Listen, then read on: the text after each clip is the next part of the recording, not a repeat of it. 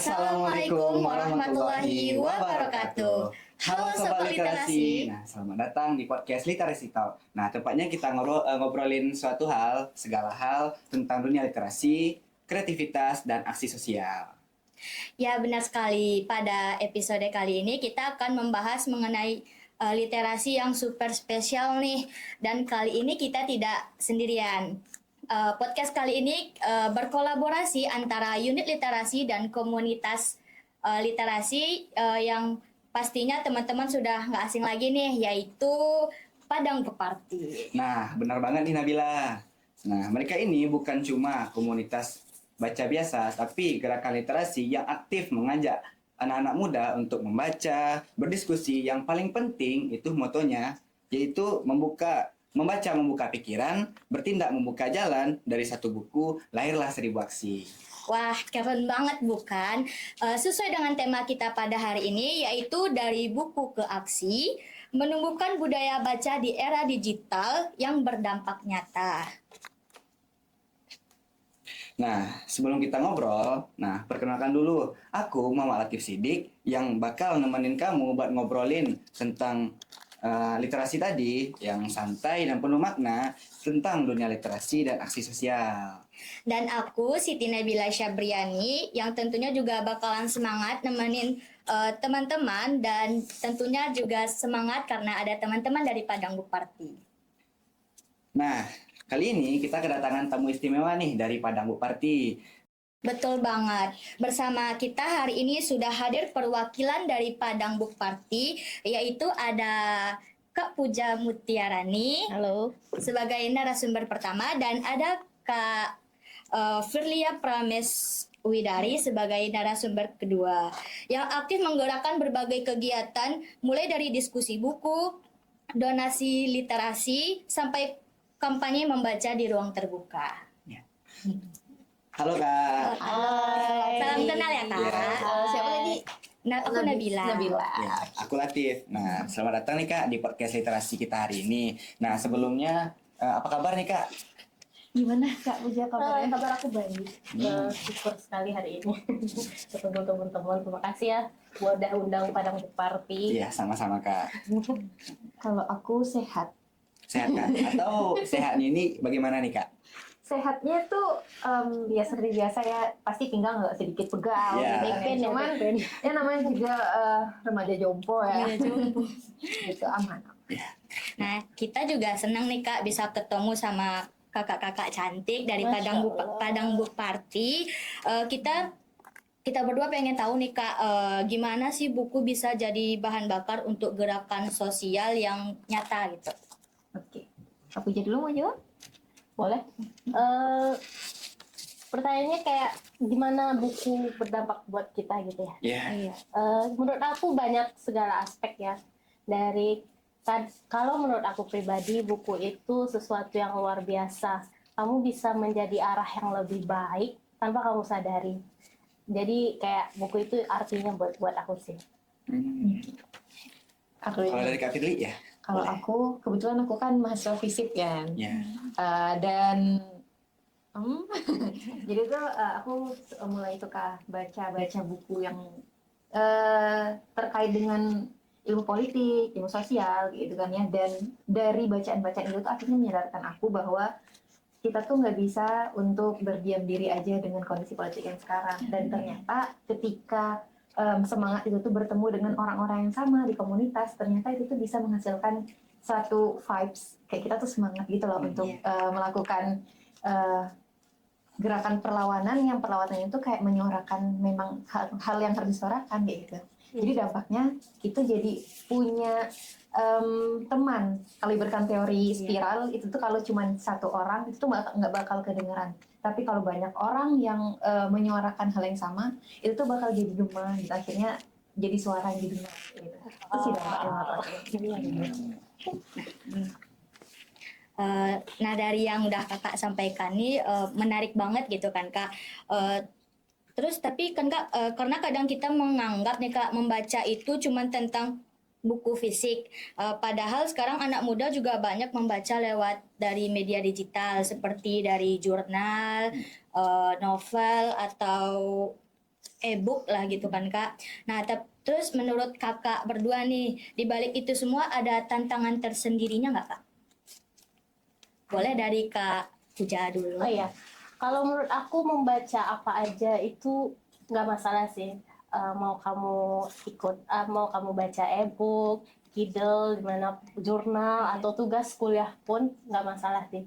Karena membaca itu benar-benar jendela ilmu sekali. Contohnya yang paling simple nih, kalau kamu bisa lihat reels di Instagram, baca caption, kamu bakalan baca atau enggak? Kalau misalnya kamu bakalan baca, selamat, kamu sudah mulai suka membaca. Jadi mulailah membaca dengan hal-hal yang kamu sukai, kamu kamu ingin tahu. Jadi untuk baca hal apapun itu nggak masalah. Mau di papan iklan atau di jurnal atau terpaksa karena guru harus meresum gitu, nggak masalah. Karena membaca itu yang aku bilang tadi kayak mengubah kamu tanpa kamu sadari ke arah yang lebih baik, in the good way sih menurut aku. Nah, kalau menurut Kak Firly gimana nih? Kalau dari aku, kita bagi pertama di aspek pengalaman ya. Pengalaman membaca buku dari buku fisik dan buku e-book itu tentu beda. Iya. Kalau misalnya kita pakai buku yang fisik, itu tuh kita tuh bisa melatih kefokusan, terus juga dari sensori kita, kayak gitu kan ya. Dan itu pengalamannya kalau kita pakai di layar, menurut aku itu ada beberapa yang berkurang. Kayak kefokusan kita, karena kalau kita pakai device itu tuh nggak bisa memungkiri kadang notifikasi masuk. Jadi Iya. itu kayak itulah yang membuat kita tuh belum selesai memahami satu paragraf, satu halaman, kita tuh membalik. Iya. Cuman aku memandangnya itu sebagai kesempatan. Karena kadang nggak semua orang itu tuh bisa mengakses perpustakaan atau toko buku terdekat. Dengan adanya e-book dan sebagainya, itu tuh memudah distribusi ide-ide dalam buku itu. Jadi memang ada dampak positif negatifnya, tapi semua itu tergantung perspektif nggak sih? Kita harus membawanya itu ke positif. Jadi kalau kita menyadari kita itu susah fokusnya kalau ada notifikasi, cobalah kita mode offline kalau membaca itu. Jadi memang kita punya waktu khusus untuk membaca. Kalau memang kita waktu khususnya cuma 10 menit sehari, nggak apa-apa. Matiin notif tuh 10 menit dulu gitu kan ya. Terus kalau udah di 10 menit itu selesai, oke, lanjut lagi, notifnya dibuka dan sebagainya gitu sih. Jadi bawa itu menjadi kesempatan aja. Ya, kalau aku sih setuju banget sih Kak, karena kalau kita lihat kan media sosial itu kan memang benar-benar bisa menjadi penunjang untuk kita tuh bisa meningkatkan kemampuan minat baca kita. Tapi di satu sisi kita juga sering kena distraksi, apalagi kalau misalkan kita punya ayang nih Kak. Nah itu kan biasanya kan notif itu kan Kamu lagi kayak apa gitu ya? kayak jadi prioritas Kak. Nah, jadi kayak memang susah sebenarnya, gampang-gampang susah sih kalau misalkan kita menggunakan media sosial itu untuk nggak hanya media sosial sih, kayak e-book, e-journal itu jadi ladang kita untuk membaca gitu. Dan Tapi- juga gini, kalau misalnya kita suka dengan hal yang kalau kita mulai dari hal kita suka itu nggak bakal jadi beban gitu loh. Iya, Misalnya setuju kalau banget. kita baca e-book gitu kan ada notif dari gebetan, kamu lagi apa? Ya udah, kita lagi seru baca e-book gitu Iya. kan, nggak ada salahnya sih menurut aku. Jadi mulailah dengan hal yang kita suka sih menurut aku. Ya, setuju banget Kak. Nah, ternyata setelah kita lihat-lihat, ternyata memang teknologi itu memang bisa jadi alat untuk membuat kita itu semakin suka dengan membaca. Nah, aku ingin nanya nih Kak sama Kak Puja, sama Kak Firly. Nah, gimana sih caranya Padang Bukparti itu bisa memanfaatkan media digital? Justru itu membuat kegiatan membaca itu hidup semangat literasinya dalam kalangan anak-anak muda. Karena kan tidak bisa kita pungkiri nih Kak, kalau kita lihat standar presentasi itu kan anak-anak muda, apalagi Gen Z itu kan lebih cenderung suka membuka media sosial daripada e-book tadi, e-journal, skripsi dan lain-lain. Nah, itu gimana caranya kakak dari Padang Bukparti memanfaatkan media sosial itu supaya dari media sosial itu bisa membuat anak-anak muda sekarang itu tertarik untuk membaca gitu. Boleh dari Kak Firly dulu?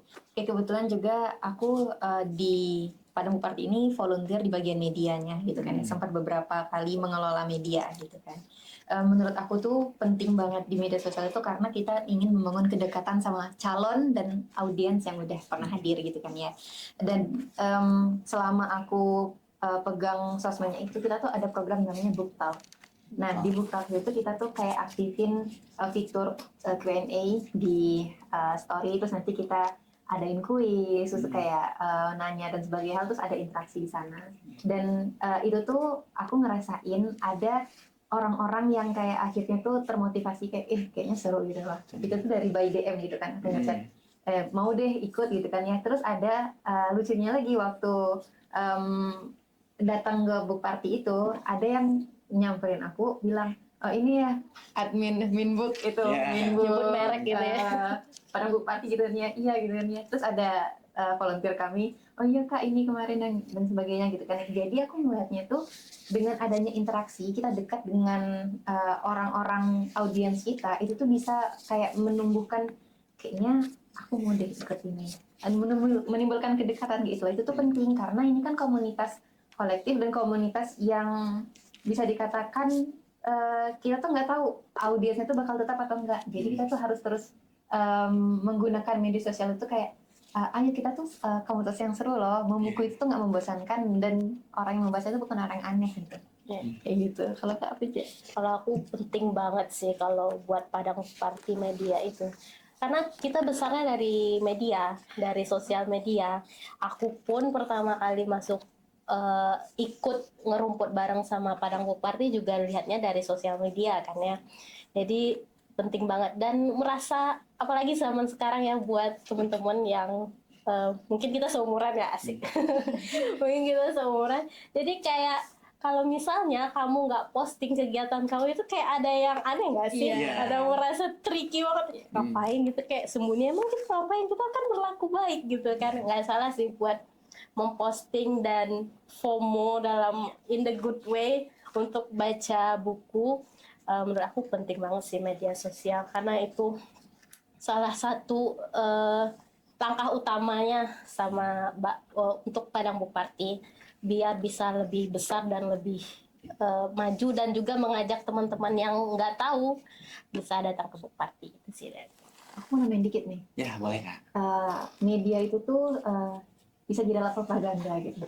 Propaganda itu tuh nggak mesti hal yang negatif. Tadi FOMO itu tuh termasuk salah satu propaganda gitu kan ya.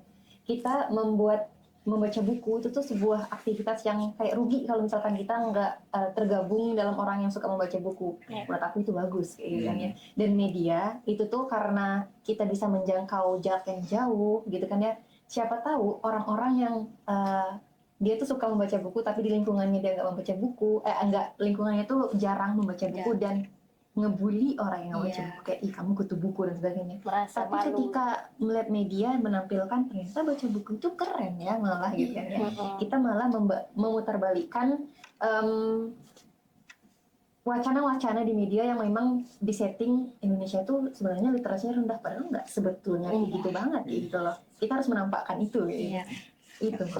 Nah, ternyata kalau kita tarik dari benang merahnya ya Kak, ternyata memang media sosial itu memang bisa membuat orang itu jadi tertarik. Malahan sampai mereka-mereka yang katanya itu punya literasi yang kuat, sebenarnya kan tergantung mereka tuh berada di lingkungan yang mana. Nah, jadi kita pun bisa memanfaatkan media sosial itu untuk menghadirkan lingkungan itu sendiri kepada teman-teman yang memang suka baca buku, tapi sering terkesan kena bully. Nah, karena memang lingkungan itu kebanyakan tidak suka buku. Sekarang giliran Bila yang nanya lagi ya Kak. Boleh, Karena dia boleh. Apa itu, relatif. Bila? Ini Kak itu Bila kan penasaran gitu Kak dari kakak-kakak Padang Book Party nih Kak. Dari yang sudah kakak ceritakan tadi gitu, ada nggak kakak kayak ngelihat perubahan tren gitu Kak? Misalnya kan dari awalnya kita tuh suka baca buku yang fisik gitu kan Kak, terus tiba-tiba yang zaman Gen Z sekarang itu Kak kayak lebih ke buku digital gitu.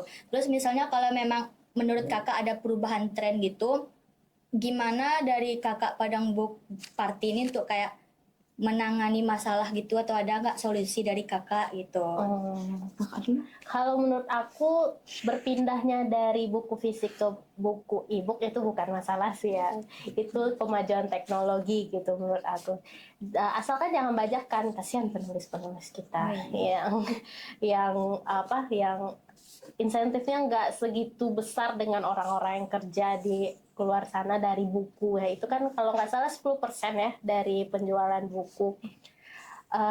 Menurut aku nggak masalah sih dari fisik ke e-book, karena di Padang Book Party itu nggak hanya bawa buku fisik, kamu juga boleh bawa buku e-book, jurnal kamu lagi mau nyusun apa, atau kamu juga bawa buku diary kamu, kayak aku boleh nggak kayak gini sama cewek, misalnya ada ya gitu, ada yang cerita yang kayak gitu kan. Oh, jadi nggak harus buku yang fiksi, non fiksi yang Enggak, bercerita gitu kita ya? nggak ada batasan buat Padang Book Party. Well, disclaimer dulu ya, kalau Padang Book Party itu boleh semua buku wajib dirayakan, kecuali satu buku bajakan kita no. Do Bakal dan kita don't lihat. say ya. Itu buku bajakan. Ya, buku bajakan kita nggak terima, walaupun ceritanya sebagus apa gitu kita nggak terima. Karena itu salah satu apresiasi kita juga untuk para penulis. Yang kedua, kita nggak boleh unsurnya itu mengandung sara, LGBTQ, dan keberpihakan kepada partai. Nah, itu sih. Kalau selain itu, semua buku kamu dirayakan di Padang Party. Ya, dari itu. Sufili gimana? Kalau aku sama sih, poinnya tuh asalkan nggak membaja aja. Itu tuh kayak ibaratkan hal yang paling haram di dunia perliterasian ya. Nice. Kenapa aku bilang kayak haram? Itu kan hak orang lain. Tapi kita mengambil hak itu tuh dengan cara yang tidak baik gitu kan ya. Kayak gitu. Jadi selama digitalisasi itu tuh nggak memakan hak orang lain, itu tuh tadi balik, itu jadiin kesempatan kita untuk oke, mempermudah kita mendapatkan informasi kayak gitu kan ya. Terus juga mungkin ada orang-orang yang nggak bisa untuk koleksi buku karena tempatnya terbatas, kayak aku di kos ya. Susah banget itu kalau misalkan nambah-nambah buku terus gitu kan ya. Jadi kayak digitalisasi itu tuh malah sebenarnya kalau kita beretika menggunakannya itu jadi kesempatan. Iya, benar. Dan malahan kalau kita lihat bisa menghemat uang kita juga ya Kak. Iya. Sejak Sebetulnya adanya. iya. Iya. Kalau kamu juga informasi sedikit, kalau misalnya kamu mau pinjam buku-buku, kamu bisa masuk masuk aplikasinya Ipunas. Kamu bisa ngantri di sana kalau bukunya bagus, atau yang nggak ada antriannya, kamu bisa langsung baca semenjam 1 minggu. Begitu mudahnya sekarang membaca buku. Dan why? Kenapa kalian nggak baca buku? Buat teman-teman yang kurang suka buku tadi ya gitu. Mudah, kalau nggak ada niatnya bakal sulit kan. Iya sih, apa-apa juga kayak gitu ya. Semuanya tergantung niat ya kan Kak. Yang paling susah tuh orang yang nggak mau. Iya. Karena kalau nggak bisa, ya udah Saya bisa kamu belajar. Ya. Kalau nggak mau ya gimana? Udah nggak mau gitu. Berarti menarik Kang Latif dari Iya. yang udah dibahas sama Kak Puja, sama Kak Firly. Jadi nggak ada alasan anak muda untuk nggak mau literasi ya Kak, yang nggak mau baca buku gitu. Malahan kan banyak gitu kan Kak, peluang anak muda sekarang bisa literasi, bisa baca buku gitu kan. Iya. Nah, dari situ nih Kak, aku jadi kepikiran. Nah, ternyata sebenarnya banyak anak-anak muda di sana yang punya cerita-cerita keren, yang nggak berhenti membaca di situ-situ saja. Justru malahan menjadikan bacaan atau membaca itu menjadi sebuah gerakan positif yang membuat orang terinspirasi supaya mereka di luar sana yang bukan tidak mau tapi belum bisa untuk menumbuhkan minat baca menjadi terinspirasi nih Kak. Nah itu dia nggak sih yang dibahas sama kakak tadi itu. Karena pada akhirnya literasi kan bukan cuma soal membaca ya kan Kak, tapi juga soal bagaimana kita bisa mengubah bacaan itu jadi tindakan yang bermanfaat gitu kan.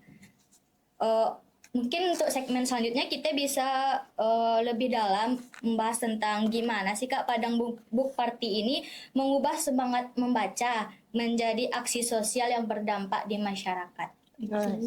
Nah, ini nih Kak, menurut aku bagian yang paling menarik. Nah, karena Padang Book Party itu kan bukan hanya ngajak orang buat baca, tapi membuktikan bahwasanya membaca itu memang bisa membuat melahirkan aksi sosial nyata. Nah, dalam prosesnya nih Kak, apa sih tantangan terbesar yang biasanya teman-teman Padang Book Party hadapi ketika mencoba menghubungkan literasi dalam gerakan sosial? Gitu. Oke, mungkin Kak Puja yang udah beberapa. Oke. Kalau bahasanya tantangan sedikit berat ya.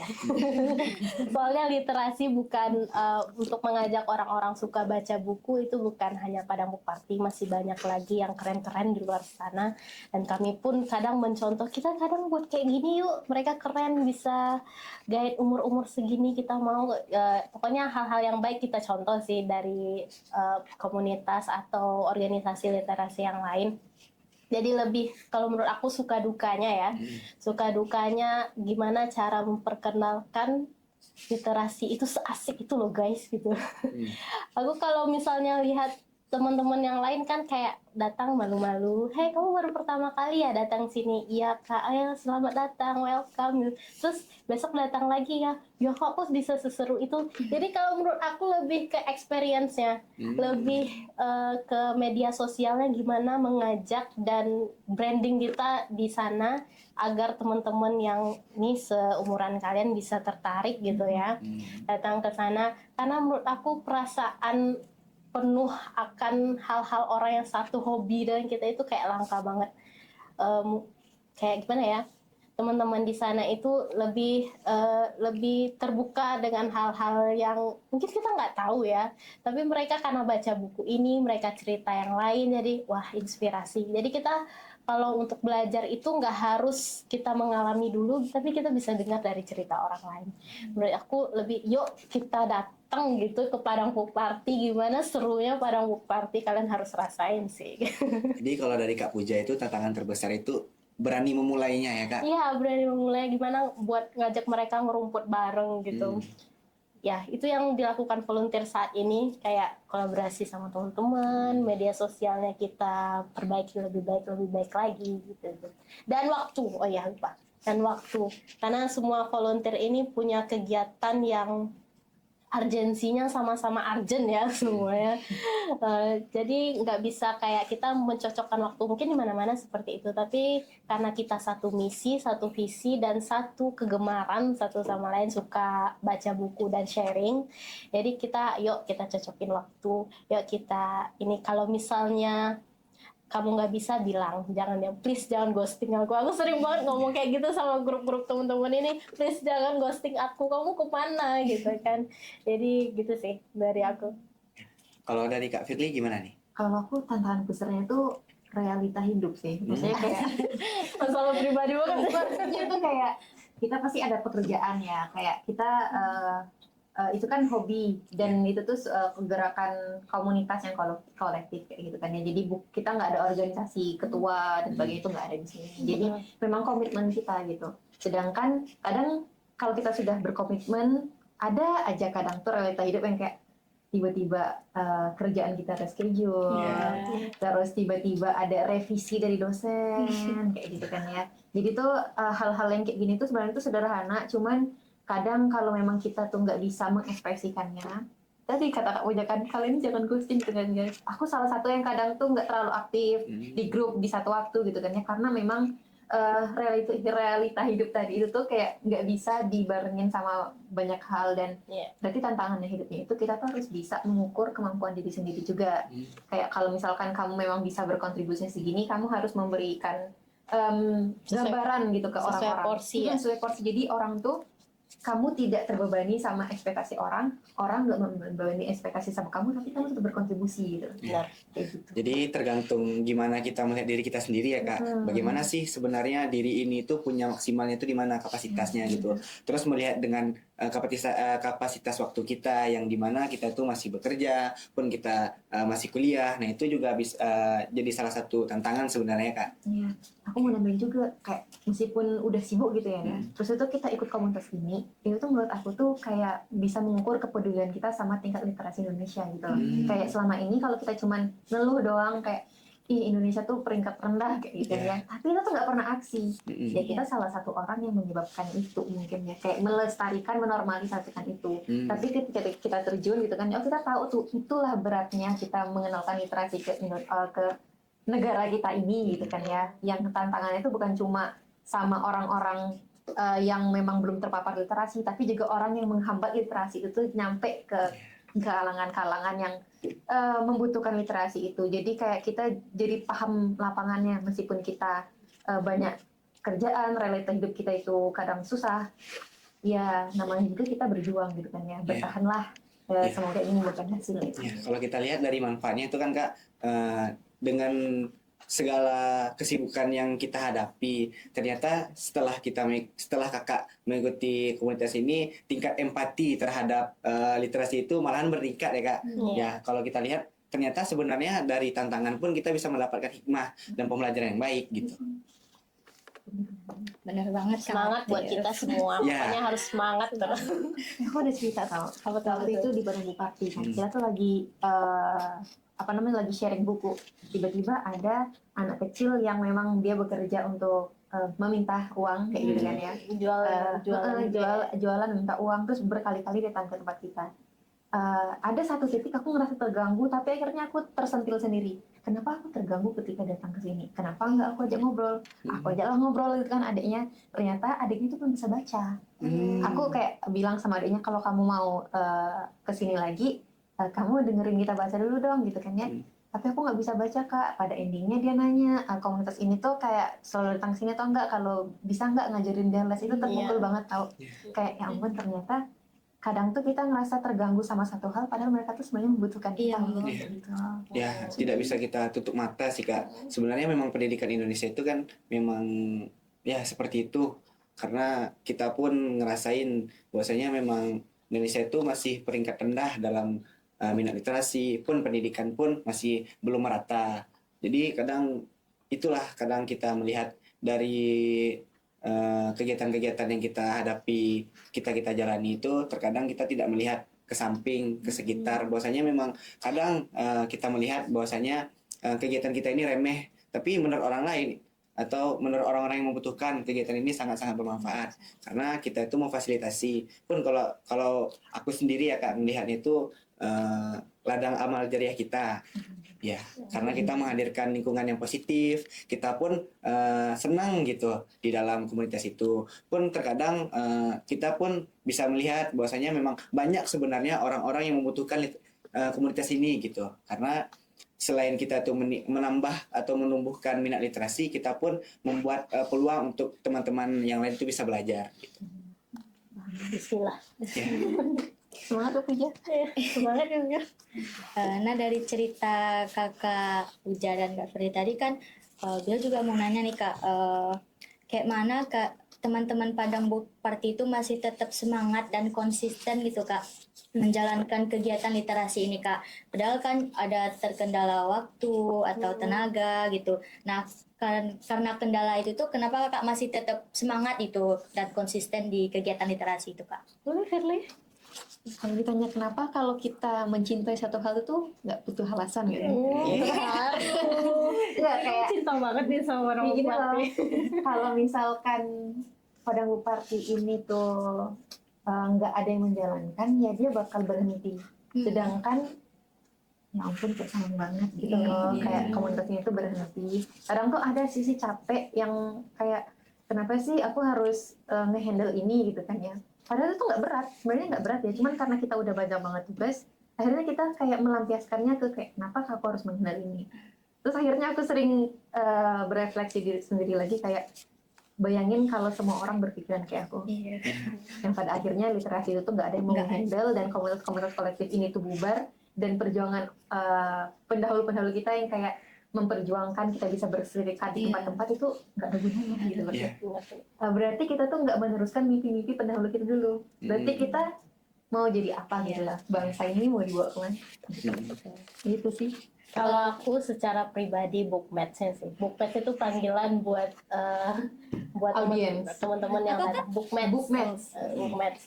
Jadi kita manggilnya bookmatch ya, nama bookmatch. Jadi aku ketemu teman-teman itu kayak mengisi energi banget gitu. Sebelumnya aku mau cerita dikit boleh ya? Boleh. Jadi sebelumnya aku ikut Padang Book Party itu tahun 2024 Juli kalau nggak salah.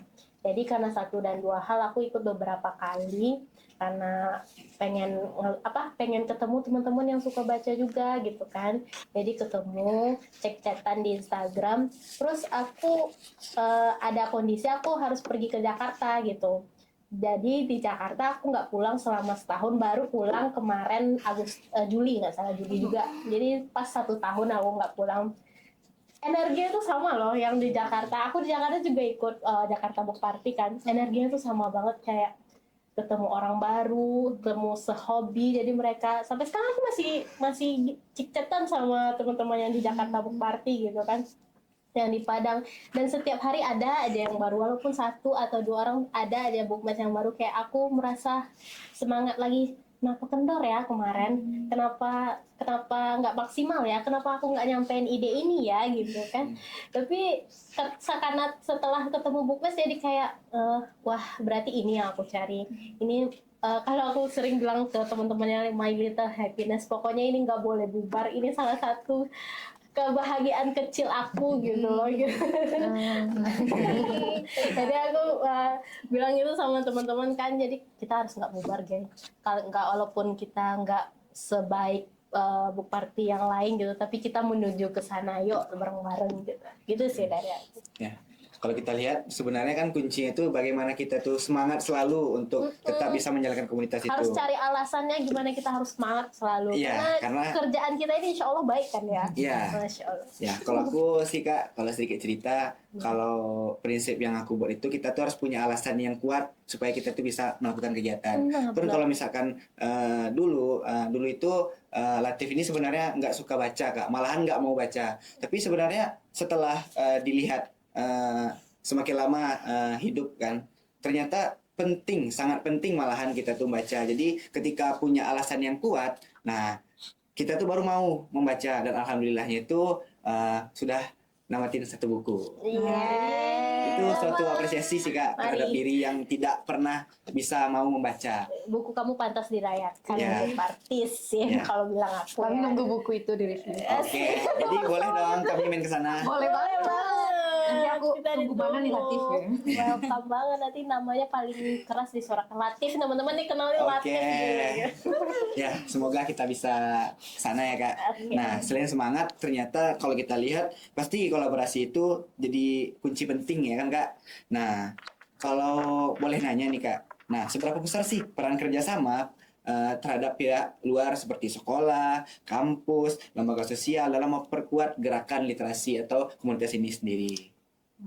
Yang pertama itu pasti kita audiens setiap media itu kan pasti beda-beda. Dengan kita berkolaborasi itu tuh kayak menggabungkan algoritma, terus menggabungkan audiens itu, jadi itu jangkauannya kan lebih luas ya.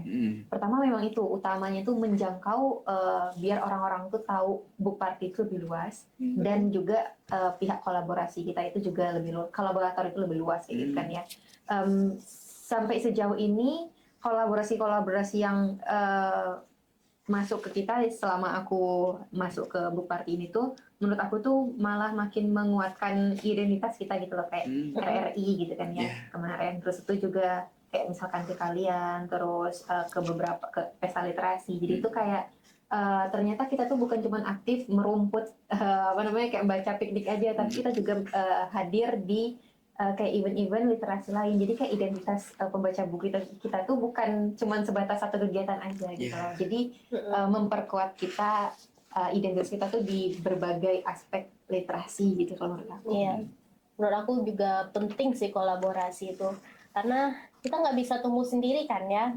Kita harus bersama-sama berpegangan tangan gitu ya untuk bisa membangun literasi. Berat banget ya kerjaan kita ya, membangun literasi Indonesia, Kota Padang gitu ya Allah. Tapi kan kalau kita lihat kan itu sebuah amal yang besar tuh Kak. Iya, moga-moga ya, insya Allah gitu.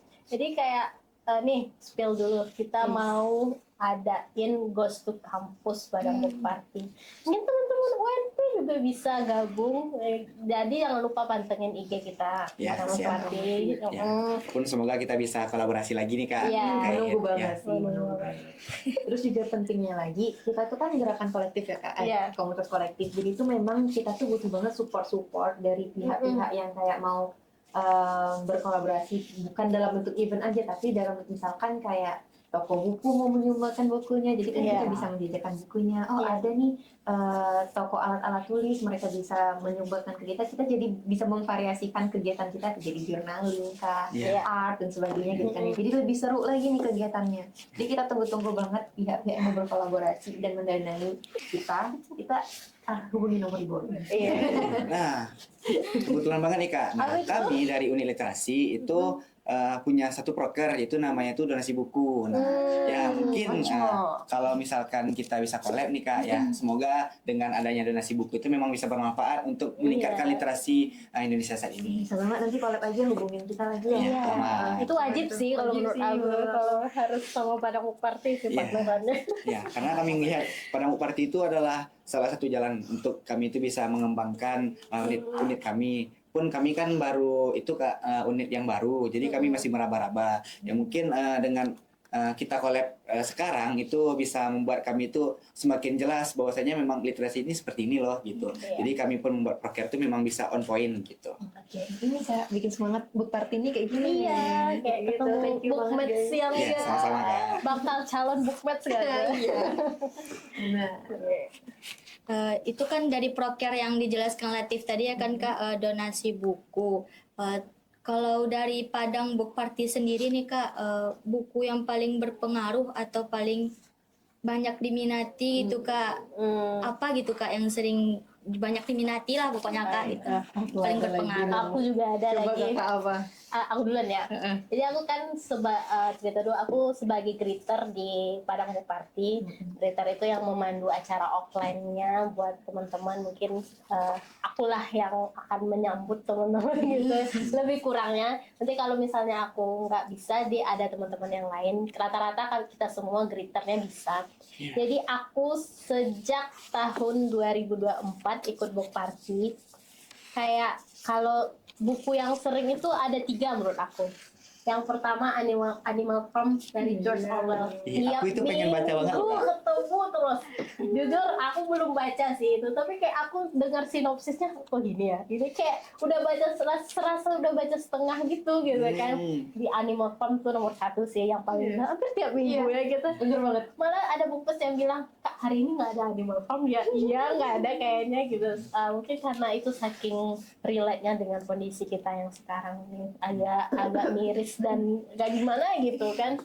Yang kedua aku ada Perempuan di Titik Nol dari Nawal As-Sadawi. Itu novelnya juga berbicara tentang seorang perempuan. Itu juga banyak yang baca. Jadi kayak terinspirasi. Awalnya aku juga lihat-lihat yang di sosial media kan banyak yang nyaranin buku-buku itu. Bookstagram kan sering-sering nyaranin buku itu. Ternyata emang se-worth it itu bukunya. Emang banyak pelajaran gitu. Ada sisi-sisi perempuan yang tidak, atau orang-orang masih takut untuk membukanya, tapi di novel itu dibuka. Dan itu aku sering temukan melingkar dan merumput di Padang Book Party yang baca buku itu. Yang ketiga ada Laut Bercerita dari Leila. Laut Bercerita nyampe sih. Deep banget, deep. itu selalu ada tuh, dan pendapatnya beda-beda. Ada yang sedih, ada yang kayaknya biasa aja. Kayaknya itu kurang memenuhi ekspektasi, tapi itu serunya kayak mendapatkan POV baru. Kalau kita baca sendiri kan cuma dari POV kita aja kan ya. Ini ceritanya gini, cerita gitu, ternyata gini-gini, laut begini gitu kan. Tapi kalau dari teman-teman yang lain, dan itu sering sekali aku dengar dari Laut Bercerita, itu 3 buku yang Berpengaruh. yang membawa dampak sih di Book Party gitu. Tapi apa? Kalau yang sering diperbincangkan tuh itu ya, apalagi Animal Farm tuh aku setuju banget, kayak ini Animal Farm lagi nih, lagi-lagi Animal Farm lagi, tapi nggak pernah bosan sebenarnya karena yang cerita tuh beda-beda. Iya. Karena setiap orang yang cerita beda lagi, beda pula sudut yang mereka ceritain gitu kan. Kayak aku waktu itu baca Animal Farm itu habis nonton Dirty Pot yang kedua. Iya. Itu beda lagi vibes-nya gitu kan ya, beda lagi. Terus itu kalau menurut aku yang buku berdampak ada satu Kak, buku terakhir kemarin, buku Ikigai. Oh Ikigai, ya benar. Jadi itu membahas tentang satu tools ya untuk mencapai hidup yang bahagia dari orang Jepang, itu pakai Ikigai. Itu seru banget karena ada orang yang mempunyai cara berpikir kritis, bertemu sama orang yang cara berpikirnya itu positif kayak gitu kan. Itu ketika mereka berdiskusi itu seru banget lagi ngeliatnya kayak Yang paling seru kita yang nonton. satu bilang, jadi ini tuh Ikigai itu sebenarnya kayak gini nggak sih? Masih relate nggak sih sama zaman sekarang gitu? Nah itu tuh mendiskusikan buku itu tuh seru banget. Boleh jelasin dulu Ikigai itu apa sih? Iya, Kak. Ikigai. Oke, Ikigai itu tuh kayak kalau kita anggap itu tuh kerangka kerja, itu tuh kerangka kerja untuk mencapai hidup bahagia dari orang Jepang. Dan itu tuh kayak ada diagram Venn-nya gitu, ada 4 diagram, itu tuh ada irisan dari hal apa yang kamu sukai, apa yang menghasilkan gitu kan ya, profesi kamu tuh apa, terus dunia membutuhkan apa gitu kan ya.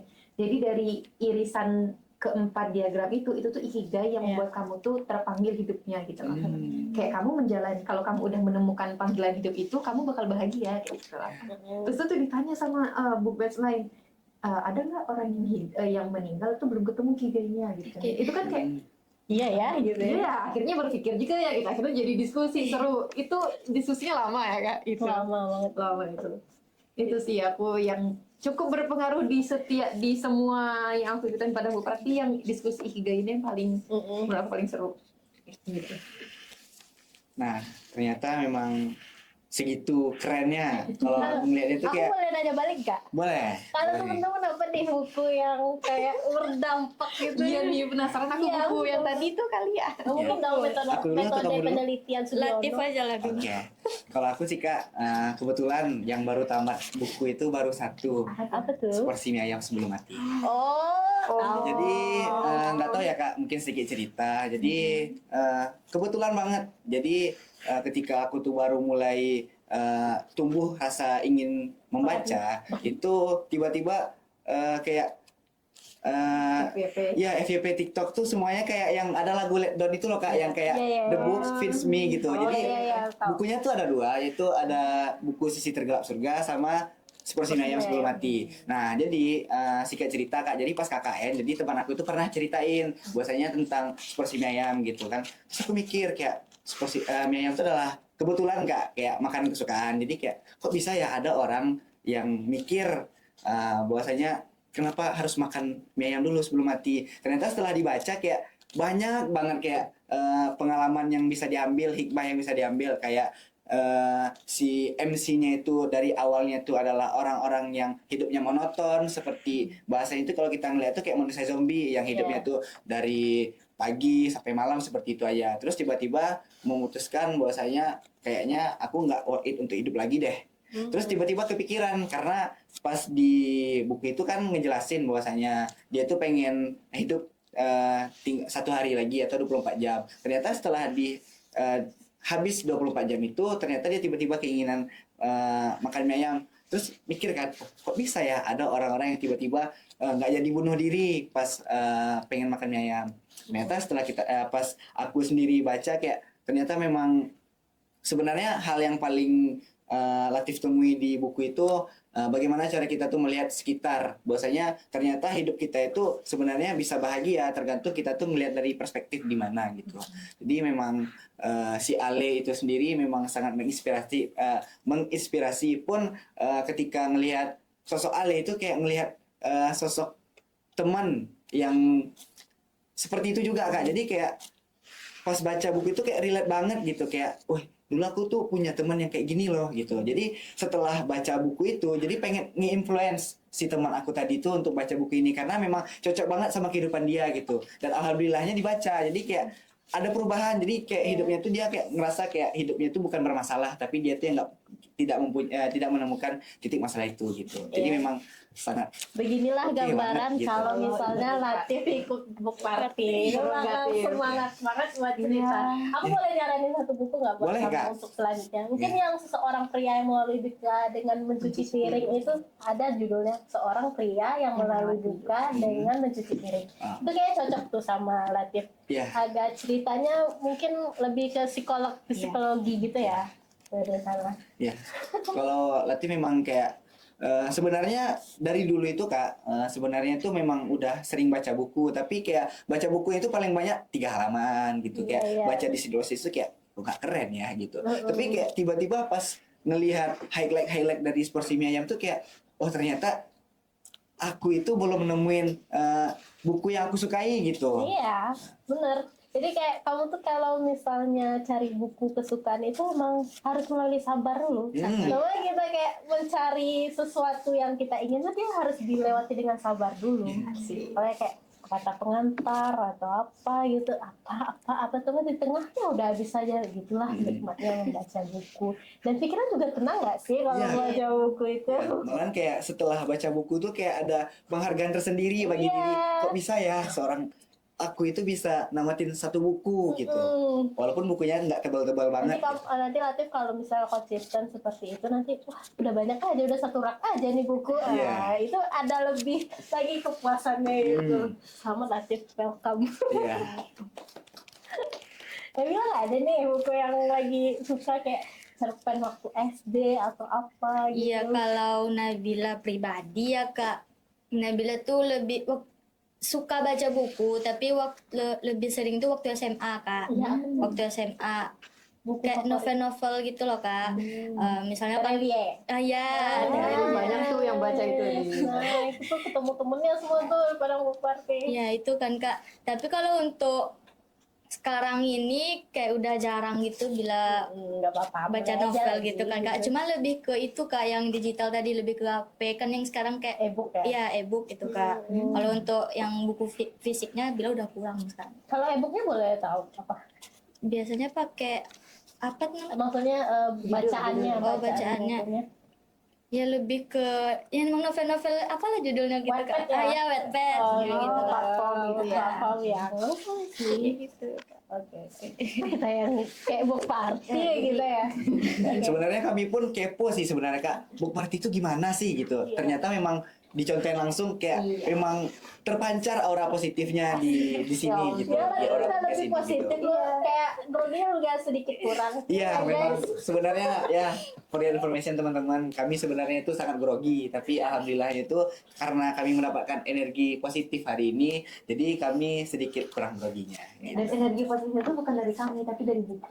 Iya. Bisa banget.